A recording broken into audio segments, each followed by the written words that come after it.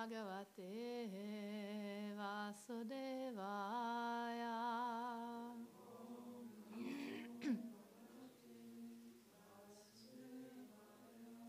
Om Namo Bhagavate Vasudevaya.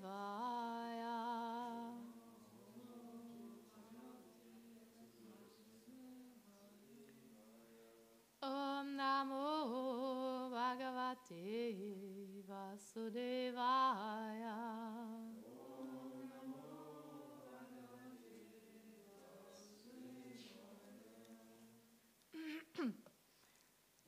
So we are reading from the Srimad Bhagavatam.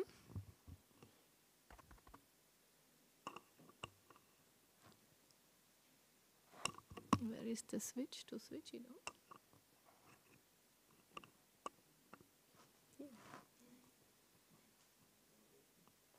No?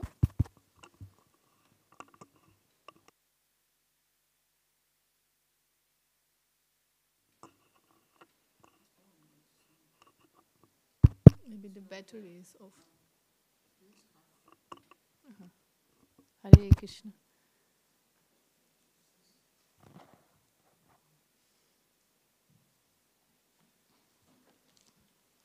So we are reading from the 4th canto, 13th chapter, text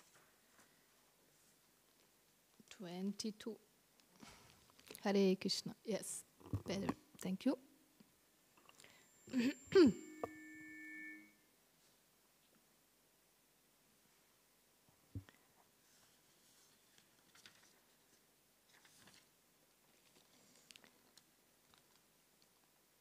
The Sanskrit is as follows. King Vamovena Udishya Kim Vamovena Udishya Pramadandam Ayuyujan Pramadandam Ayuyujan Dandavrata Dariragni Dandavrata Dariragni Munayo Dharma Kovida Munayo Dharma Kovida Kim Vamovena Udishya Pramadandam Ayuyujan Dandavrata Dariragni Munayo Dharma Kovida. Yes, please.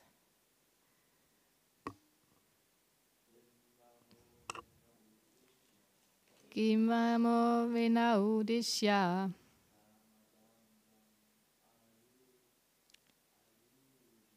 Brahmadandam Ayuyujan Dandavrata Dariragni Munayo Dharma Kovida King Vamovena Udishya Ramadandam Ayuyujan Dandavrata Dariragni Munayo Dharma Kovida Kim Vamovena Udishya Ramadandam Ayuyujan Dandavrata Dariragni Munayo Dharma Kovida. Thank you. Kim. Why? Va. Also. Angha. Sinful activities. Vene. Antu vena. Udishya. Seeing. Brahmadandam. The curse of a Brahmana. Ayuyujan. They desire to avoid. Dandavratadhare. Who carries the rod of punishment. Ragni. Unto the king. Munaya. The great sages. Dharma Kovida. Completely conversant with religious principles. Translation and purport by His Divine Grace, A.C. Bhaktivedanta Swami Srila Prabhupada Ki Jai. Vidura also inquired, how is it that the great sages who were completely conversant with religious principles desired to curse King Vina, who himself carried the rod of punishment, and thus awarded him the greatest punishment, Brahma Shapa? Purport. It is understood that the king is able to give punishment to everyone. But in this case, it appears that the great sages punished him. The king must have done something very serious. Otherwise, how could the great sages, who were supposed to be the greatest and most tolerant, still punish him in spite of their elevated religious consciousness? It appears also that the king was not independent of the Brahminical culture. Above the king was the control of the Brahmanas, and if needed, the Brahmanas would dethrone the king or kill him, not with any weapon, but with the mantra of a Brahma Shapa. The Brahmanas were so powerful that simply by their cursing, one would immediately die.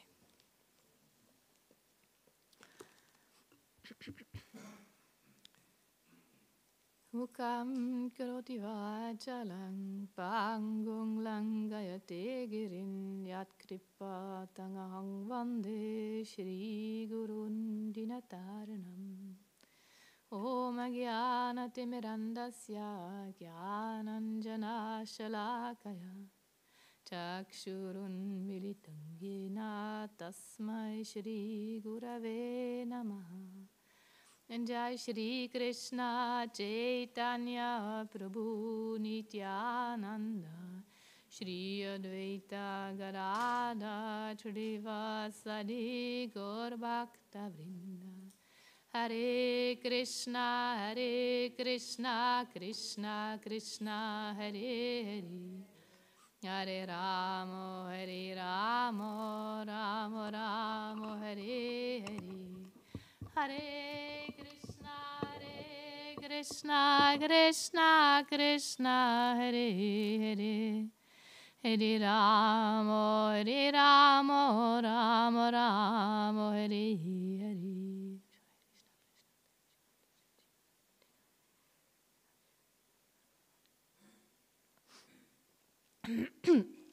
The verse again. Vidura also inquired, how is it that the great sages who were completely conversant with religious principles desired to curse King Vina, who himself carried the rod of punishment, and thus awarded him the greatest punishment, Brahma Shapa? So we are here in the chapter, the descendants of Dhruva Maharaj, and we are going to hear about King Vena. Vidura is inquiring already the last time was on Sunday when we heard from the Srimad Bhagavatam. There was an inquiry by Vidura. Just to remind ourselves what the question was that time, I repeat the verse. Vidura inquired from the sage Maitreya, "My dear Brahmana, King Anga was very gentle. He had high character and was a saintly personality and lover of Brahminical culture. How is it that such a great soul got a bad son like Vina, because of whom he became indifferent to his kingdom and left home?" So, and here Vidura continues to inquire. And we see this is the nature of a serious devotee, that he is asking intelligent questions so that the speaker can continue to speak.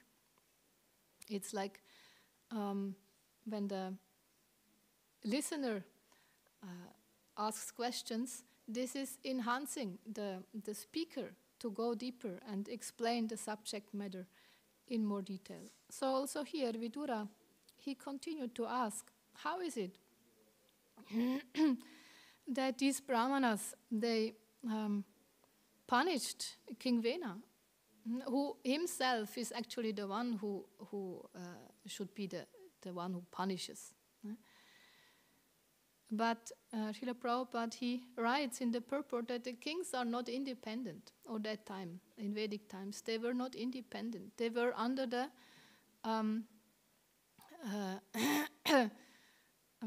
advice of the Brahmanas. Each king had 7 Brahmanas on his side to give him good advice from Shastra. And if the king is not acting in the way he has to, in the proper way, then even these Brahmanas are able to curse and to kill the king, as we will hear in the continuation of the story. It will be explained how the Brahmanas continued with the situation of King Vena, because he did not follow the proper conduct of a king. He was the complete opposite of his father Anga, who was fully devoted to the Lord's lotus feet, but King Vena, he was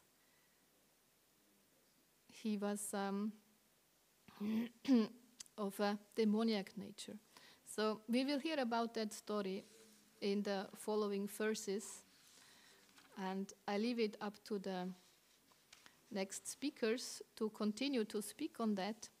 And I was thinking today, there are so many events happening that they would fill maybe 2 hours. And since we have today fasting till noon,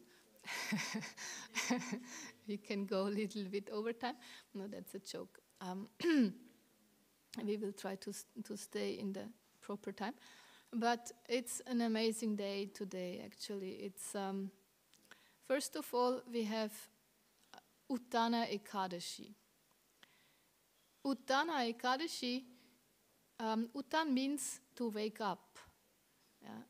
Those of us who wake up the Lord, they know the mantra Uttishta Tishta,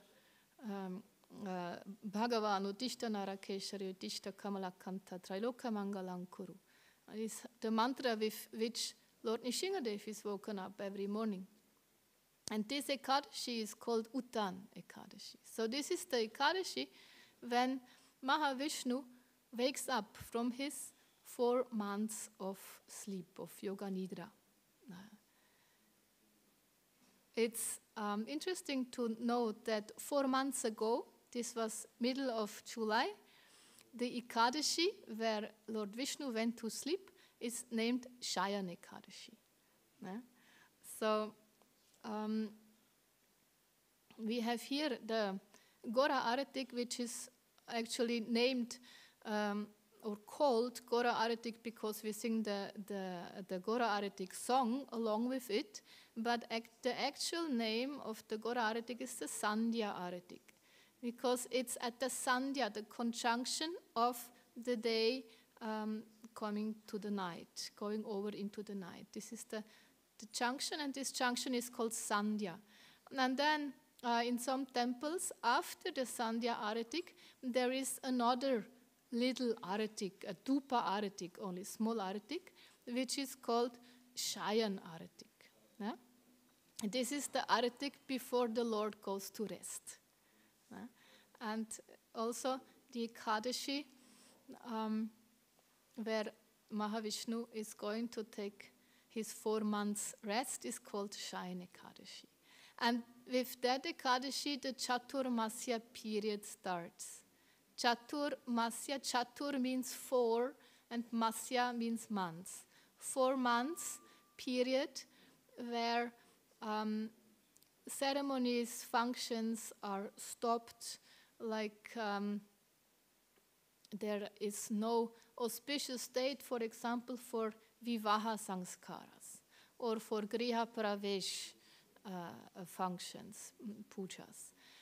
For 4 months, it says, because of Mahavishnu is sleeping and also the demigods are going to take rest, then they cannot attend the functions and receive their share of the sacrifice. So this is a period where the Vaishnavas go more into devotional practices and also perform severe austerities.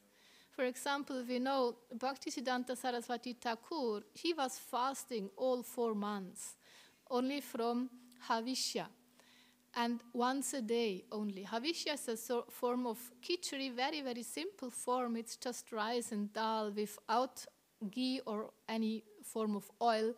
A little bit sea salt can be there, but also no vegetables. It's just very simple. And he took it in the way that he actually, very, very austere way, he put it on the bare ground and he had his arms crossed in the back, and then he bent himself down and he ate as much as he could before he had to again come up, because it became too intense, this position to keep. And this was the amount of food what he took every day.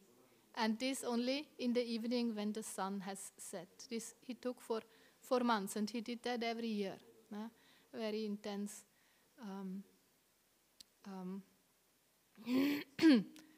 form of tapasya, what he was going through. And I know Indra Prabhu also, he followed Chaturmasya very strictly, very severe austerities also he was performing.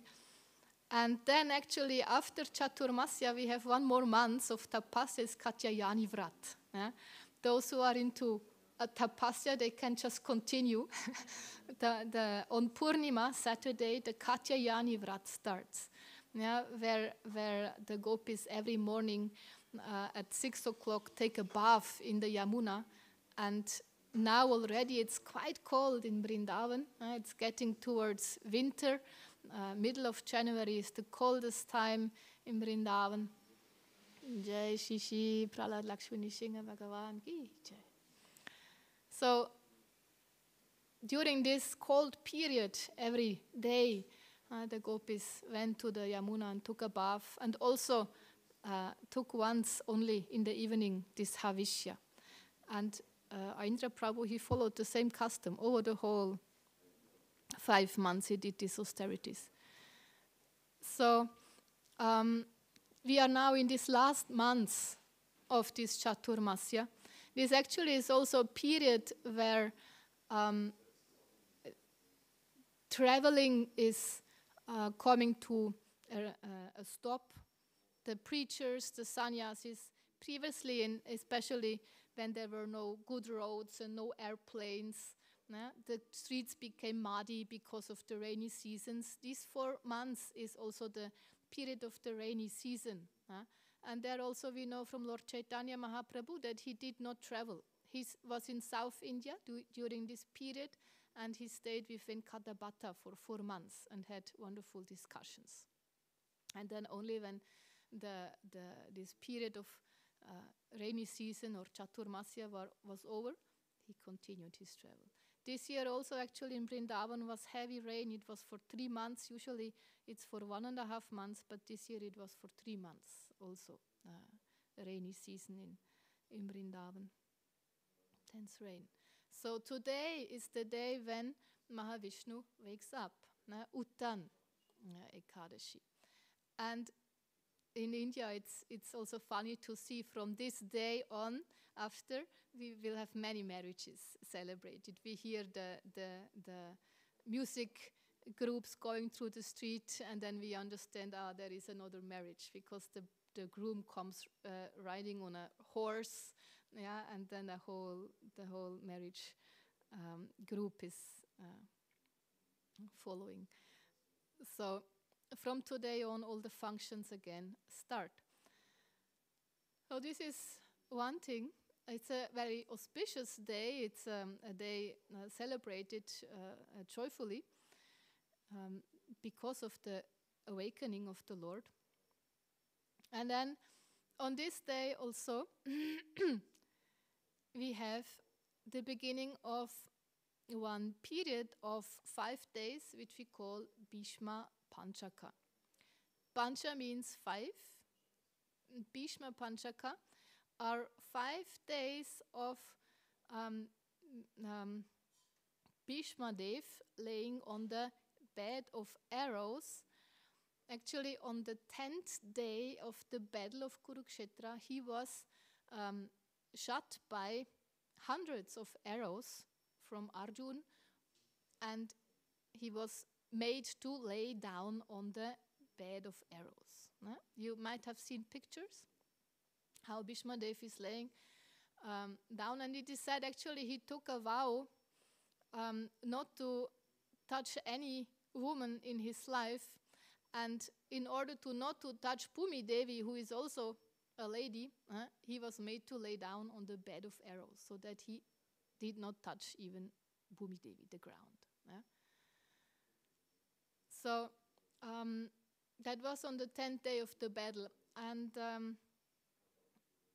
he was laying on the bed of arrows for different sources give different amount of days. Some say 52, some say 58 days. Yeah? Because the actual passing away of Bhishma Dev is on Bhishma Ashtami. Bhishma Ashtami, that is in February, January, February, somewhere there is where Bhishma passed away. When the sun again in Uttarayana, when the sun was again in rising position, there was the period or the day when he passed away. But these 5 days were 5 days where Bhishma Dev fasted. And it is said actually that when we fast in this period, it is like we have fasted the whole Chaturmasya. Very, very spiritually rewarding days ahead of us. And some even say it's like in the school before some holidays, like summer holidays, the teacher gives some tests for the students to write. Why? Because the students already, they have in mind, soon the school is done and we are going on holiday, so we can just let go. We don't need to be attentive in the school.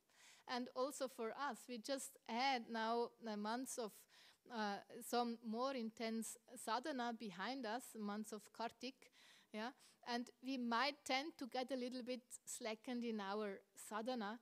So there is this period of Bhishma Panchaka which helps us to even more intensify our practice, because it gets a huge award.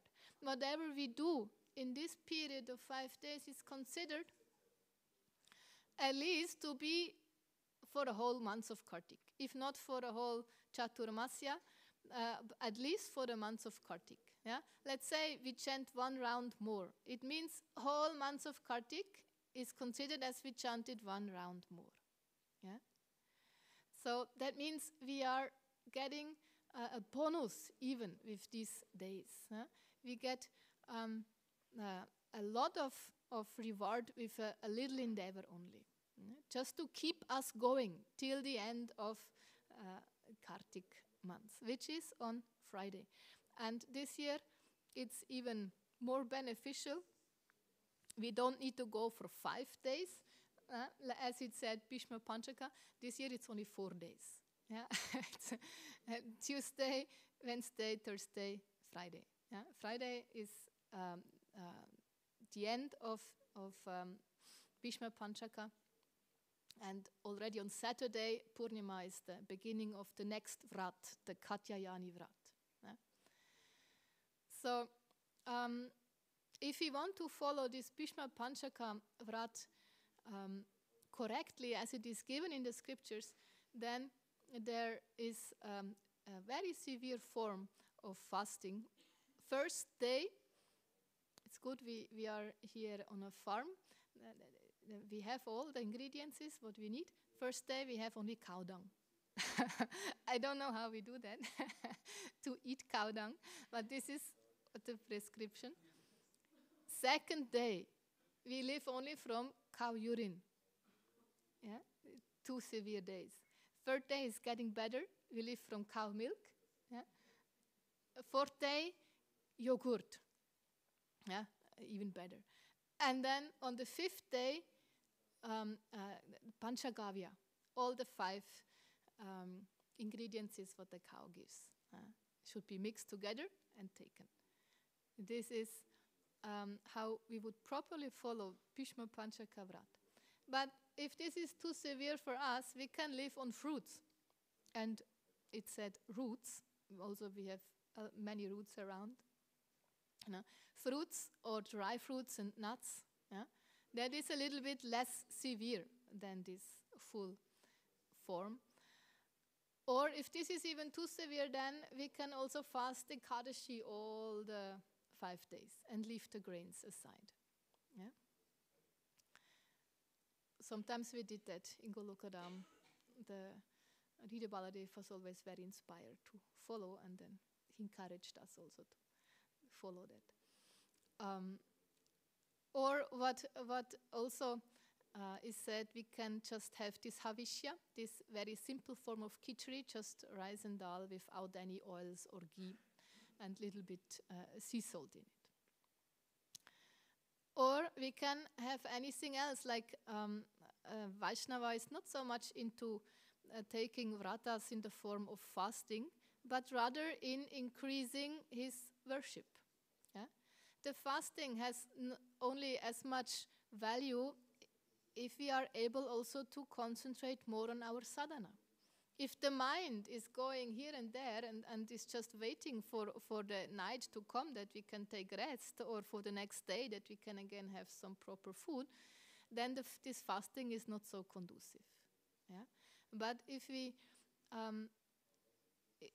are able to fast and increase our reading and chanting, then that's beneficial. Otherwise, better increase the reading and chanting, take a little bit prasadam, and in this way increase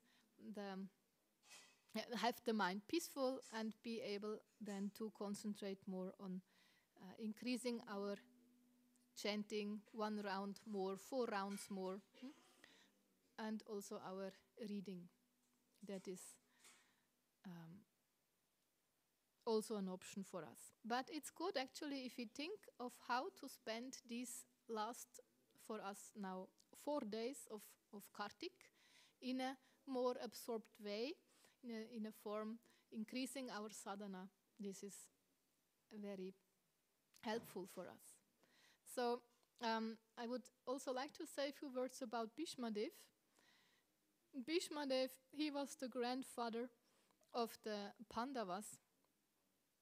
He was, in his last life, the main one of the 8 Vasus. His name was Prabhas. And his wife got attracted to a Kamadhenu cow of Vasishtha Muni. The cow's name was Nandini. And she desired to have that cow. And so her husband Prabhas, he went to steal away that cow from Vasishtha Muni. But he got caught and cursed. Vasishtha Muni actually cursed all the 8 Vasus to take birth in the material world. So there was Shantanu, a great king. He fell in love with the personification of Ganga, Ganga Mai. And she asked one thing from Shantanu, that whatever she does, he will never ask why. Yeah? Only under this condition, if he agrees to that, she will agree to marry him. And since Shantanu was so much in love with Ganga that he just agreed to whatever she desired from him, and so they married, and Ganga gave birth to 7 boys, one after the other.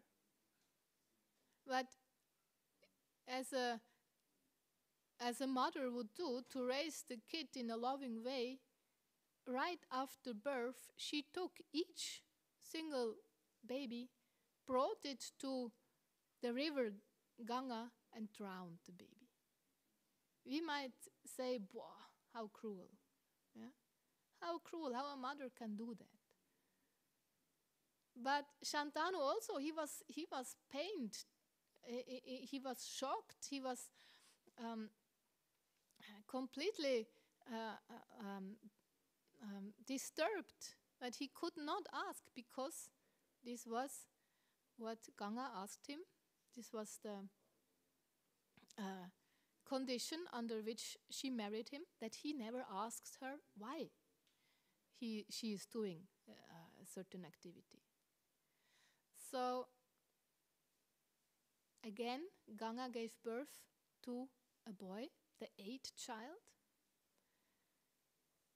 And she was just about to bring that child to the Ganga and drown the child in the water. Shantanu could not hold anymore his mouth. He said, "Why? Why you do that?" And Ganga turned around towards Shantanu and she said, "See, because you ask me this question, I will answer. But also the condition was that when you ask me why I do something, this will be the moment when I leave you."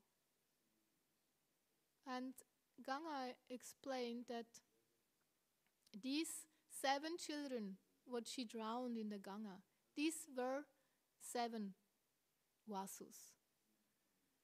They were cursed to take birth in the material world. But just take birth and then they could go back to the heavenly planets. It was beneficial for them actually. They did not have to suffer in the material world. From our perspective, it was very cruel. But from the perspective of the Lord, it was beneficial. They could again go back and have their divine body back, and they could live peacefully on the heavenly planets. So there we can learn actually to understand that our vision is very limited. Yeah? We just see a certain perspective, we don't have the whole picture. Therefore it's not advised to judge certain circumstances, because we don't know what is the whole story. Only Krishna sees the whole perspective. So we better don't judge any situation which we cannot fully understand. And then she said, "Yeah, but this 8th child now here, from our perspective, we would say this is the lucky one, he survived. Yeah? He was not drowned in the Ganga." But Ganga told him that this one is Prabhas. He's the one who actually stole the celestial cow, Nandini. And he has to now stay in the material world. He has to grow up here. Actually, she took him first to the heavenly planets, and he was educated by Parashuram, I believe. And then with 16 years, he came back and was the prince, actually, who was supposed to inherit the kingdom of his father, Shantanu. But then Shantanu, he fell in love with Satyavati, a lady, a fisher, a daughter of a fisherman. And that lady, he could marry only with the condition that her sons become the inheritors, thank you, of the throne, and not Bhishma. That time, actually, his name was Devavrata, not Bhishma. That was a heavy condition for Shantanu. He wanted his son Devavrata to become king. But Devavrata had such a character, and he saw how his father was in love with Satyavati, that he said, I step back from being the inheritor of the throne, so that my father can marry Satyavati, and her children are supposed then to become the next kings of Shantanu's kingdom. And he will never ever, he will never in his whole life marry, he will never touch a woman. He took that vow. And this vow is so heavy, so cruel, that he got the name Bhishma. Bhishma means one who takes a cruel vow. Not because he looks ugly or he acts cruel, but the vow what he took is cruel. That in this young age he promised that he will never marry, he will stay celibate during all his life, and he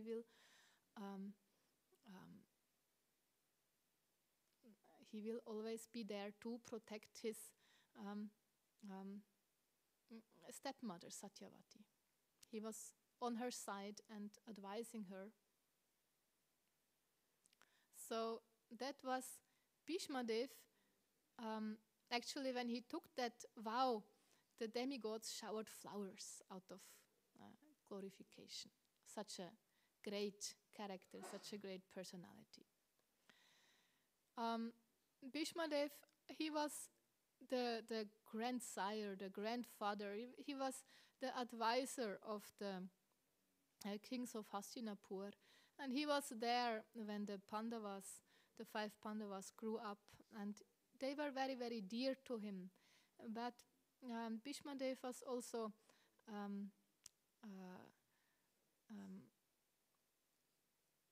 under the, how to say, he was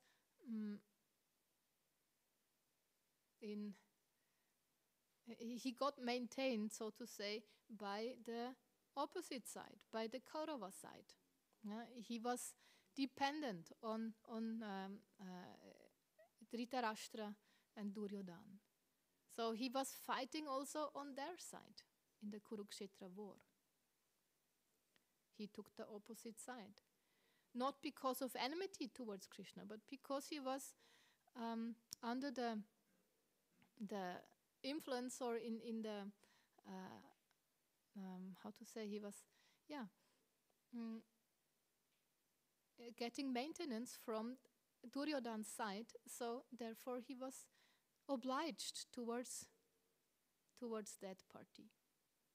But that was also a pastime of the Lord, because Bhishma Dev was the lucky one who could see Krishna from the front during the fight. Arjuna, he saw Krishna from the back. But Bhishma Dev, and he had that mood with Krishna, he was in the chivalrous ras, in the fighting rasa with Krishna. He had that a dasya ras towards the Lord, servitorship, and in the mood of a warrior, of a fighter. And he could see the Lord from the front during the war. And he could see how the hairs of the Lord became dusty from the hoofs of the horses. And he could see the sweat drops on the Lord's face, from guiding the chariot here and there. And it was also that he shot arrows on Krishna even. And it was said by Vishwanath Chakravarti Thakur that these arrows, because of the loving relationship between the Lord and Bhishmadev, the Lord took them just as love bites of a beloved one. And of course, the Lord's body cannot be hurt in any form. So that was their loving relationship. And as we heard before, on the 10th day of the battle, it was when Bhishma got shot. It was actually before that Bhishma took a vow to kill Arjuna. And he was fighting severely, very strongly, but he could not come to that end, to the fulfillment of his vow, because Krishna, he jumped from the chariot and he took a wheel from the chariot and he ran towards Bhishma. Also, Bhishmadev took that vow that today Krishna will take a weapon. But Krishna, in the beginning of the battle, he said, I will not take any weapon. I will not fight. I will just be there as a chariot driver on the side of the Pandavas. But Bhishma made Krishna break his vow. And Krishna took up, it's not really a weapon, but it was like, maybe you have seen a picture, how Krishna's running with the wheel of the chariot towards Bhishmadev to kill him. And when Bhishmadev saw that, immediately he let down his weapons and he let himself be killed by the Lord. He did not want to fight towards the Lord. But then it was Arjuna who shot many, many arrows standing behind, I forgot the name. Shikhandi, yes, thank you. Behind Shikhandi, and many arrows he shot on Bhishmadev, and that was the moment when Bhishmadev laid down, so to say, on the bed of arrows. This is where we are now at. Bhishma Panchaka, these 5 days where the Bhishmadev is laying on this bed of arrows. When he took that vow that he will never touch a woman, that he will not marry, he got the boon to himself choose the time of passing away. Mrityu Vrat. He could himself decide when is the day when he is passing away. And so he did not want it to pass away when the sun was in the south, when the dark period comes about. He wanted to wait until the sun again rises. And this is then only in the beginning of the next year. So he passed away somewhere in January, February, Bhishmashtami day. And in this period when he was laying on the bed of arrows, many, many sages came there. It said that there are Deva Rishis, the Rishis, the saintly persons about amongst the Devas, then the Brahma Rishis, all the saints about the Brahmanas, and the Raja Rishis, all the saints about the kings. All of them, they assembled around Bhishmadev on the battlefield to listen his last instructions. And also the Pandavas, led by King Yudhishthira, they came there, and Bhishma Dev was very, very happy to see finally his heart's desire that the Pandavas got their right, their heritage. They were coronated as, Yudhishthira was coronated as king of Hastinapur.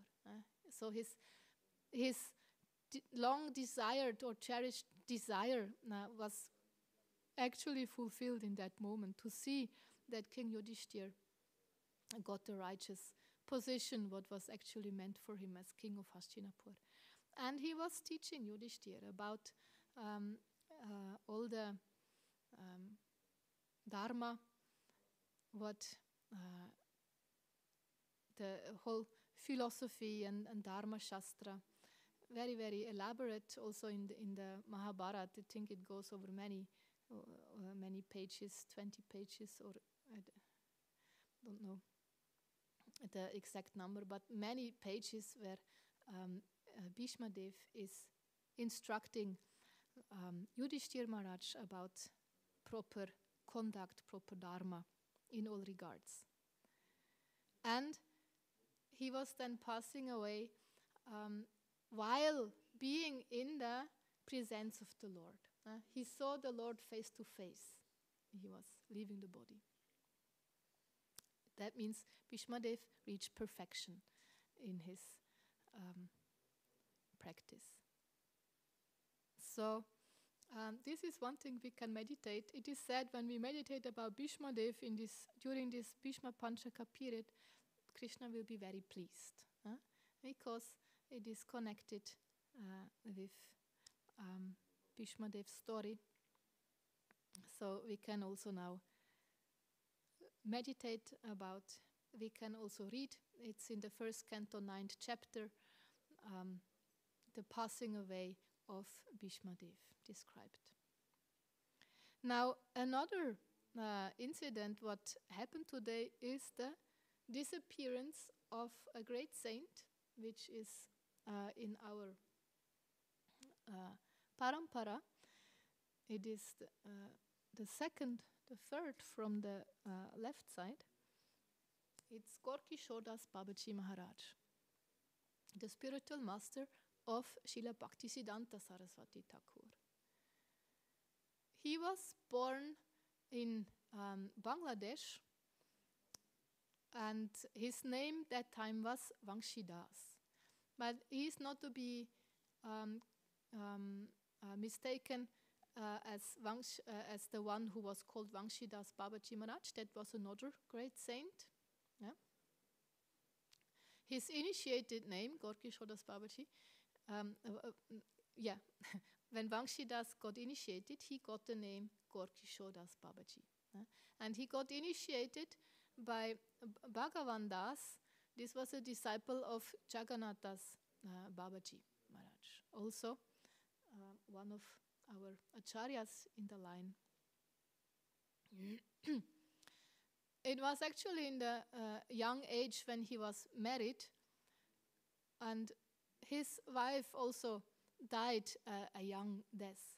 He was only 29-year-old when his wife passed away. And that was the moment when he decided to let go all of his material activities. He was working as a farmer, and he was quite good in that. Also some merchant activities were there. But still he let go everything of these material activities, and he went to Vrindavan in the age of 29. And he spent around 30 years in Vrindavan, not having any kutir, any home, any hut. He was living under the trees. Yeah? Every night he was living under a different tree. He did not have any possessions except of Kantimala and Chapamala. And also sometimes he did not chant on his chapa beads. Sometimes he just took a piece of cloth and he made some knots in the cloth, and took that for counting. He was very, very austere. Also in his in his pranam mantra, we hear that we can all recite his pranam mantra. It's I speak few words and then you can repeat. Nama Gorkishoraya Sakshad Varagya Murtaye Vipralambara Sambodhe Padambuchayate Namaha. It says, actually, I offer my respectful obeisances unto Gorkishore Das Babaji Maharaj, who is Sakshat Vairagya Murtaye. It's the Murti, the embodiment of Vairagya, yeah? of austerities, of tapasya. And Vipralambara Sambodhe, he's immersed always in an ocean of Vipralamba, of separation from Radha and Krishna. To his Padambuchayate, to his lotus feet, I offer my humble obeisances. He had no clothes except of what he found in the streets, thrown away clothes, even from graveyards. He did not hesitate to pick up these clothes and dress himself slightly. Sometimes even he went fully naked. He was not in this material bodily consciousness at all. And he was always calling out, Hagora, Hagora. And he was, sometimes for weeks, he was just calling out the name of Lord Chaitanya. One incident is there, he found an eggplant in the market, which was thrown away, which was not anymore good to be sold. He took that eggplant, he washed it, he cut it into pieces. He took a little bowl with a Gangajal and he put the eggplant inside and offered it to his Lord. And one lady was observing that afterwards, when he took that prasad, he had an expression in his face as if he would taste some ambrosial nectar, as if it would taste from like something from the heavenly planets. After he spent 30 years in Vrindavan, it was actually he took birth 1838, and in the year 1893, something like this, he was called back to Navadvip. It was then when Yogapith was established. And his guru told him, you stay now here in Navadvip and you do your bhajan there. And he passed away in 1915 in November. So he spent around 7 or around 10 more years, 12 more years in Navadvip. Also there, completely absorbed in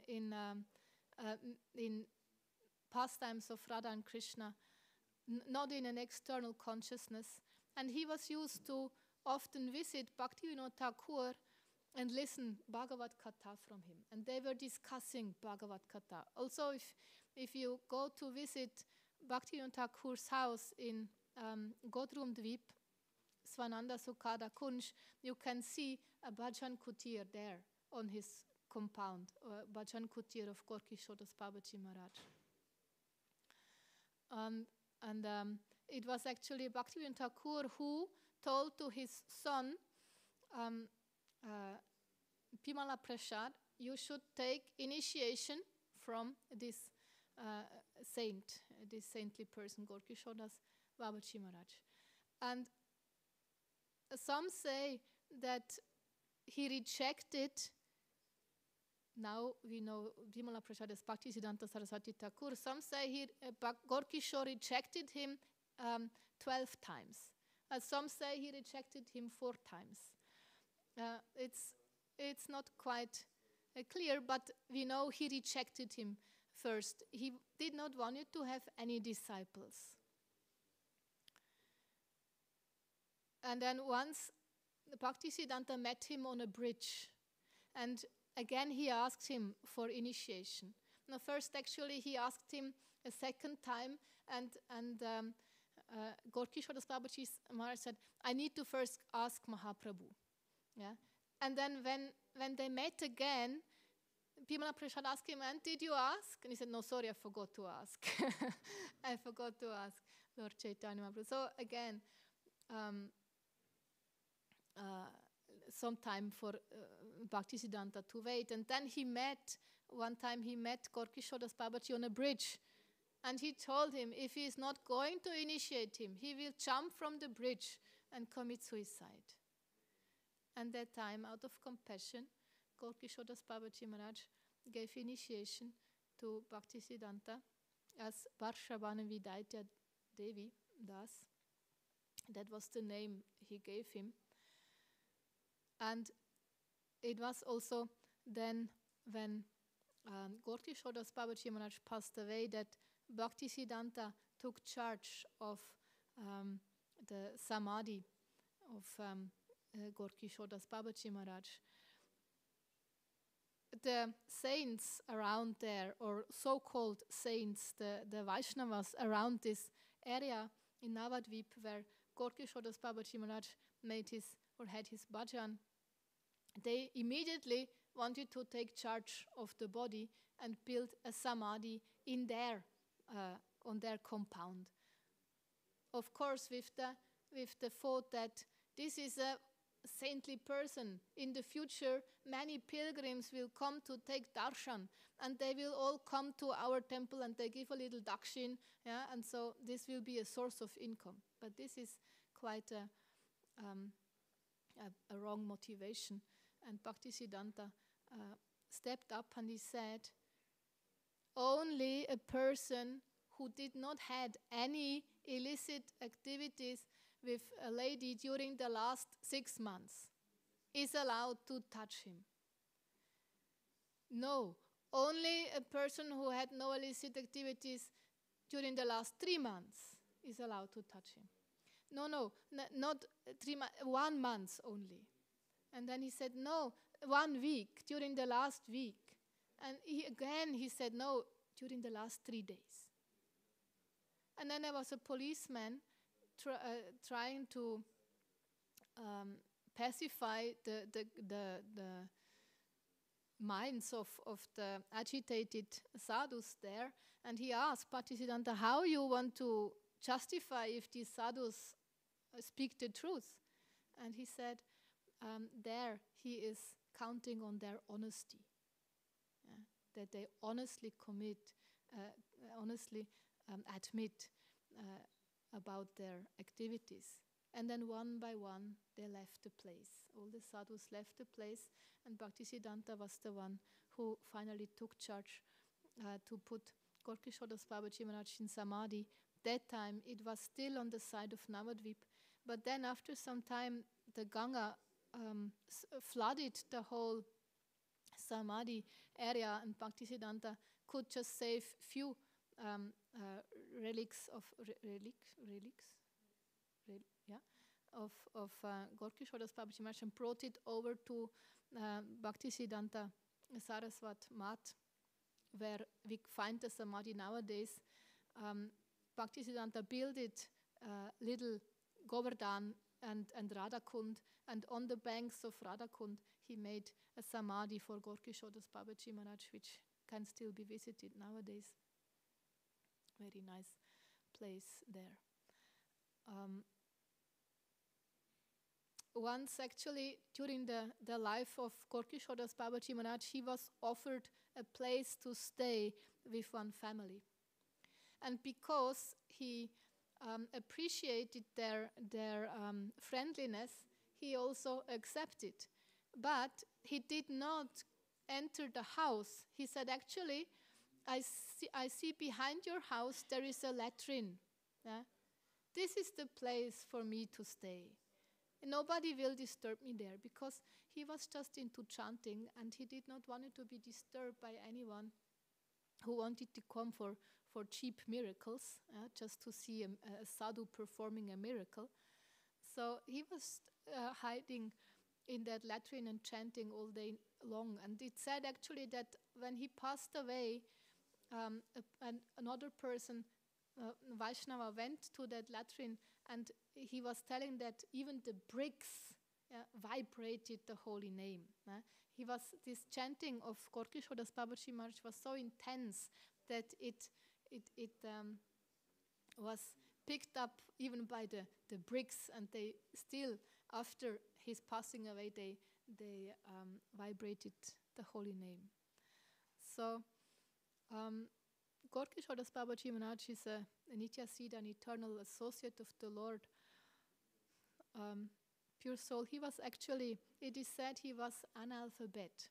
And I'm not quite sure, because there is also the saying that he had two books always.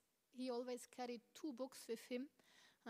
Were the two books of Narottam Das Thakur, Prarthana and Prem Bhakti Chandrika. And he said, if we want to learn something about bhakti, about devotion, then we should go to the market and buy with 2 annas. That is something which is even less than paisa. It's not existing anymore nowadays. With 2 annas you can buy these 2 books, and you read daily in these 2 books, and you will develop devotion. This is how he was faithful in these prayers of Narottam Das Thakur. They contain the essence of the whole Gaudiya philosophy. Actually, when we study or when we start our spiritual practice, then first we are asked to go through a Bhakta course, and then eventually we go through a Bhakti Shastri course. We learn a little bit about the Shastras, what is there in Bhagavad Gita, and Nectar of Instruction, Nectar of Devotion. Then we eventually study Bhagavatam. And then after that, we might even also, after studying Bhagavatam, is the study of Chaitanya Charitamrita. And then after that are the songs of the Vaishnavas. Because in the songs of the Vaishnavas, we have all the philosophy, all what is mentioned in the books before. Also, together with the mood of the great saints who composed these songs. So when we study these songs, then we can very wonderfully mold our heart and come in that mood and that understanding of the great saints. And this is exemplified also by Gorkishodas Babaji Maharaj. One interesting thing, what he showed us also, is that he actually had no deity on the altar. He had the holy name carved on a wooden piece of wood, and he put this holy name on the altar, and he called that a Traktaka meditation. He was meditating only about the names of the Lord, and he even told that we should not do lila smaran. We should not actively meditate about the pastimes of the Lord, because the holy names are so impregnated with the power of the Lord, with the pastimes of the Lord, that when we chant them attentively, then the pastimes will manifest on their own. And if we actively meditate about the pastimes while chanting, we prevent that the holy name can manifest himself. This was his way of practicing. He was having this mantra, Maha Mantra, in front of him and meditating about each word when he was chanting. Something also we can take for our own bhajan. And one thing I heard recently from Swayam Bhagavan Keshav Maharaj, that actually Gorkishodas Babaji Maharaj, he never wanted to be photographed. Then how it comes that we have his photograph on the altar? And he said that actually Bhakti Siddhanta, he carried the dead body of Gorkishodas Babaji. When he already left the body, he carried him, and this is when the picture was taken. And then they made the the trees around the Ganga and this kind of photo montage. Yeah, they made that after when Gorkishore Das Babaji Maharaj already left his body, because during his lifetime he rejected to be photographed. Yeah. So a very auspicious day today. Please remember to take some special vrat for the last 4 days to come, to increase your sadhana somehow or other. Chant one more round or read one verse from Bhagavad Gita or Bhagavatam. Just something additional. It will be of great impact for our devotion. And remember a little bit about Bhishma's life. Also read from the Bhagavatam, first canto, 9th chapter, about Bhishma's passing away. And also today pray to Gorkishore Das Babaji Maharaj to help us increasing our attachment, attraction, and devotion to chanting holy names. Hare Krishna. This is what I wanted to share with you. Thank you for your attention. Any comments or questions? Yes, Sanjay Prabhu.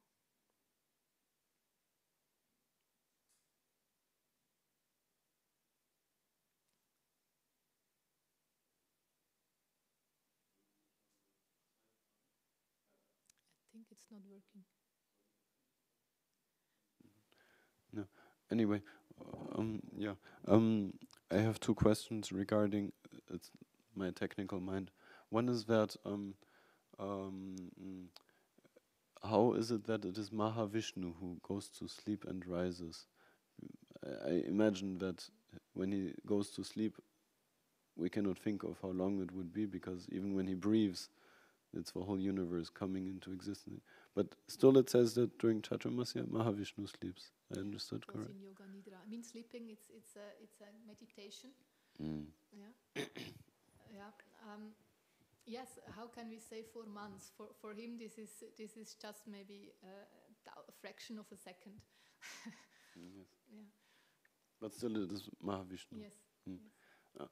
And the other question, I'm wondering that next month, on one Ekadashi, it is the advent of Bhagavad Gita. Yes. Which is spoken before the Battle of Kurukshetra. And the Battle of Kurukshetra takes 18 days. So should it not be that 18 days after this Gita Jayanti, we have the Bhishma Panchaka period? But, yeah, right. The battle should start after Gita Jayanti. Yeah, actually. Correct. So should we just think that somehow someone has decided this day is like this and we just honor that? Yeah, also I was a little bit confused. Some say that Bhishma was laying on the bed of arrows for 18 days. But then there are others who say 52 days. I was asking Mukundadatta Prabhu from Vrindavan, but he did not yet give answer. I was just too late with my question. I don't know how this all fits together, because I was confused to understand he leaves his body on Bhishmashtami, but Bhishma Panchaka is now in November. How is it then? So he was laying so long on the bed of arrows. I cannot explain how that all fits together. Sorry. Okay. Yeah. It needs to be investigated with Gita Jayanti and Battle of Kurukshetra. Means the Battle of Kurukshetra must have go on now. No? It's the 10th day when Bhishma was laying down. And the battle still went on for 8 more days, but then we still don't have Gita Jayanti. Yeah. I don't know. Okay. Any other questions or comments? Thank you very much. Krantaraj Srimad Bhagavatam ki jai. Srila Prabhupada ki jai. Gorkishore Das Babaji Maharaj ki jai. Hare Krishna.